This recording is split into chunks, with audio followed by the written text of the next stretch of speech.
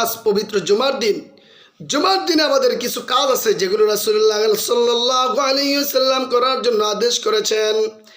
এক নম্বর কাজ হলো, জুমার দিন যদি কোনো ব্যক্তি সূরা কাহফ তিলাওয়াত করে, এক জুমা থেকে অন্য জুমা পর্যন্ত তার জন্য একটা নূর হবে।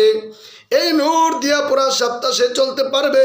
শুধু তাই নয়, কিয়ামতের ময়দানে এই সূরা নূর হবে। যেই দিন অন্ধকার হবে, ওই অন্ধকারের মধ্যে এই সূরা নূরের কারণে সে দেখতে পাবে। 3 নম্বর হলো, কিয়ামতের ময়দানে সূরা কাহফ তাকে সুপারিশ করে জান্নাতে নিয়ে যাবে। জুমার দিনের আর একটা আমল হলো, জুমার দিন আগে আগে মসজিদে আসা।